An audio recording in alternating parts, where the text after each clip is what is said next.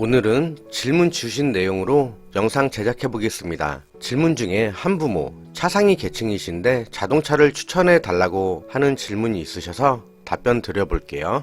먼저 다음의 기준은 다들 알고 계실 텐데요. 첫 번째, 2000cc 이하 10년 이상 된 차 또는 2000cc 이하 500만원 이하인 차를 구입하실 수가 있는데요.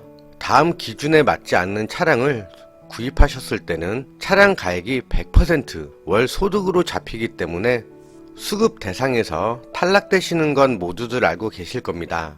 여기서 이 2000cc라는 건 자동차의 배기량을 의미합니다.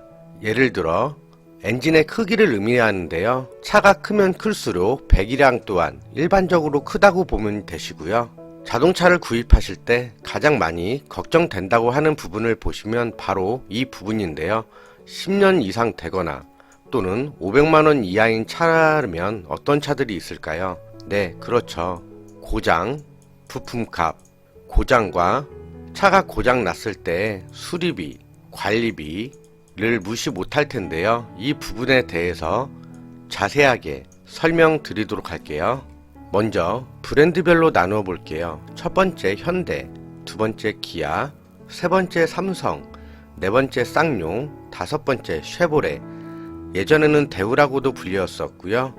여기에서 삼성, 쌍용, 쉐보레의 경우에는 부품들이 거의 다 외국계 부품들이 많습니다. 우리나라 자체에서 생산되는 브랜드 계열이 아니기 때문에 부품 자체가 외국에서 물 건너오는 거기 때문에 일단 부품 가격이 상당히 비싸요. 가뜩이나 500만원 이하 또는 10년 이상 된 차기 때문에 고장이 언제 어디서 날지는 아무도 모릅니다. 따라서 삼성, 쌍용, 쉐보레는 가급적이면 선택사항에서 제외해 주시는 게 좋고요. 현대, 기아가 상대적으로 만만합니다.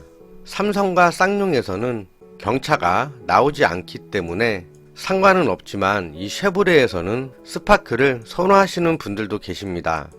하지만 쉐보레에서 경차인 스파크 역시 현대, 기아의 차들에 비해서는 고장 났을 때 수리비가 상대적으로 많이 나오는 게 사실이고요. 자, 그러면 먼저 현대, 기아차를 추천드렸고요. 여기에서 또 추천드려 볼게요.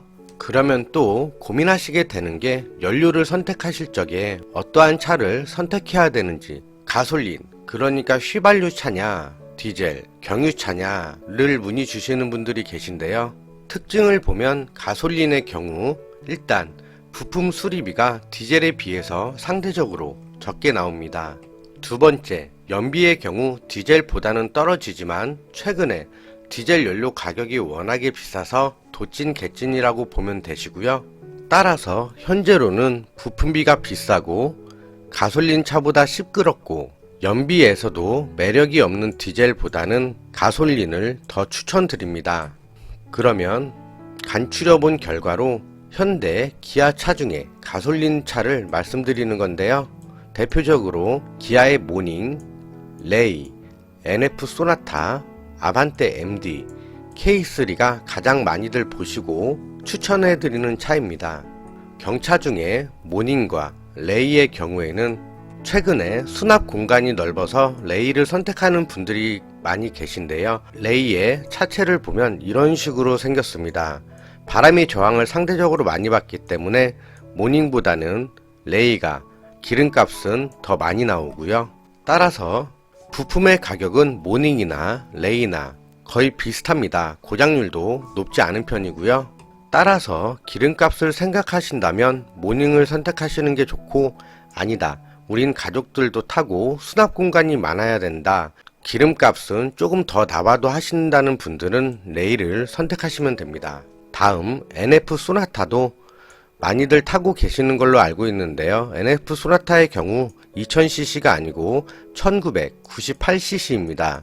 실내 공간도 워낙에 넓고 고장나는 부분도 많이 없기 때문에 중형차 중에서는 부식만 없다면 NF 소나타를 많이 선택하시고요. 아반떼 MD와 K3의 경우 기본적으로 차체와 공유하는 부품들이 상당히 많습니다. 거의 디자인만 다르다고 보시면 되고요. K3하고 아반떼 MD도 무난하게 타실 수 있습니다.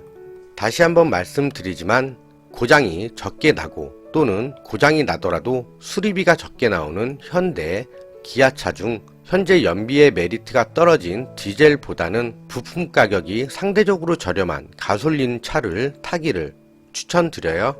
그리고 아무리 부품 가격이 적게 드는 차라도 관리가 안 되어 있는 차라면 수리비가 수십만원씩 줄줄 새게 되는데요. 최소한 이런 걸 방지하기 위해서는 동네 카센터 사장님을 섭외하시는 게 좋습니다.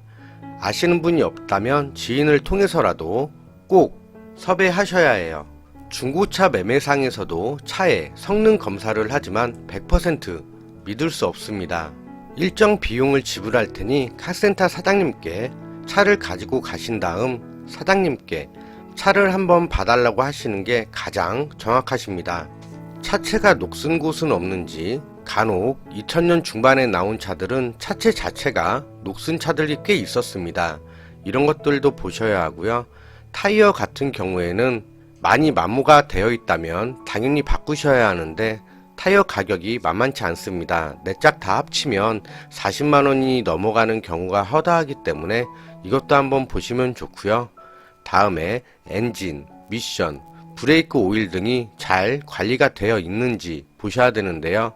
당장 간다고 끝이 아니라 이런 부분들이 관리가 잘 안 되어 있으셨다고 하면 나중에 엔진, 미션, 브레이크에 관련된 계통들이 다 고장나게 됩니다. 이러면 비용이 폐차할 수준만큼 드니까요. 이 부분도 꼭 체크를 해보셔야 해요. 이상으로 댓글 중에 차상위 한부모인데 자동차를 어떤 차를 타야 하는지, 어떤 차를 타야 수리비와 나중에 고장났을 때 비용이 적게 드는지 그런 차들에 대해 알아봤습니다. 해당 영상 여기까지고요. 궁금한 점 있으시면 댓글로 남겨주세요. 시청해 주셔서 감사합니다.